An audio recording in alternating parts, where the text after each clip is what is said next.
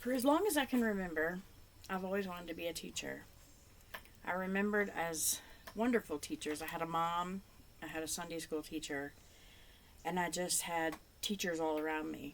They provided the one thing that I have used forever, and that's reading.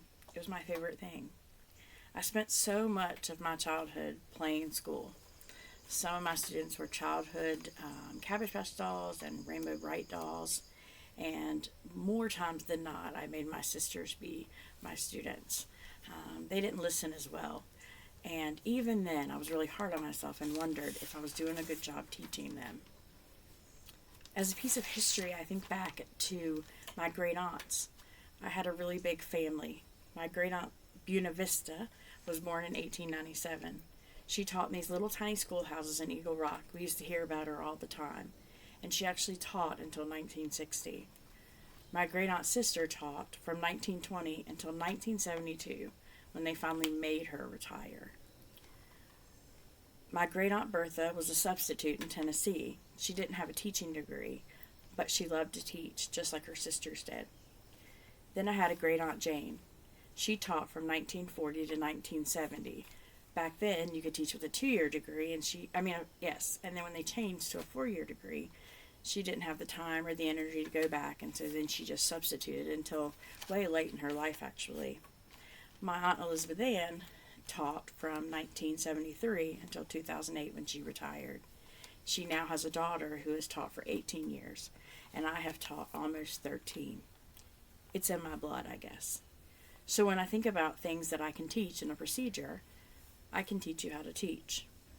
Teaching styles are not all the same for everyone, but as I've had student teachers along the years, I've taught them the basic process. When I have students in my classroom, I start a lesson by asking the students what they know about whatever we're learning. This year, I've taught science and math. So we brainstorm together.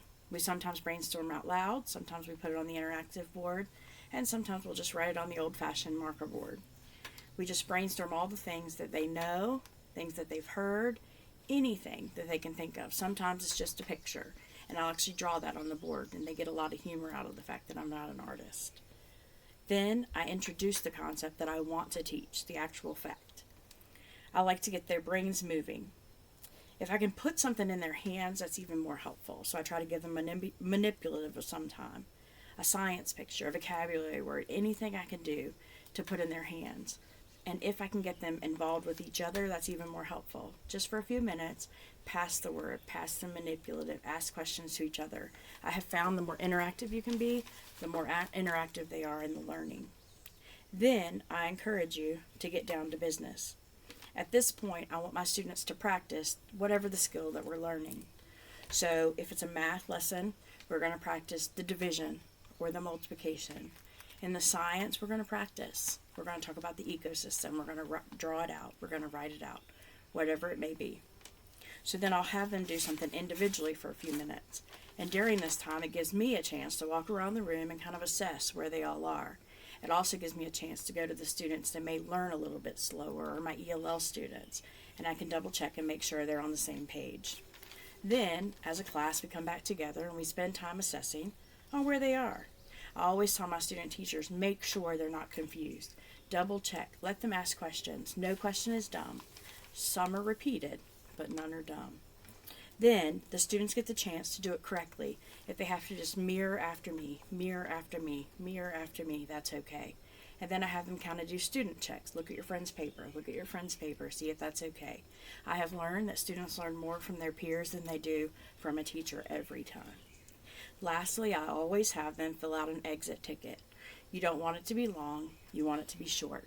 1 or 2 questions about what you're teaching. So if I'm doing division, I'm going to have 1 or 2 things on there. It might be something as simple as, what does the quotient mean?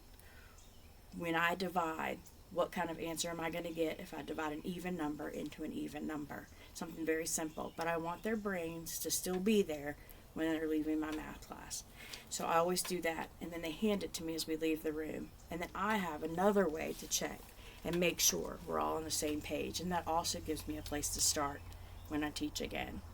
So again, overall, no two teachers are alike, and that's for sure. I'm sure all of you've had teachers and you found that out.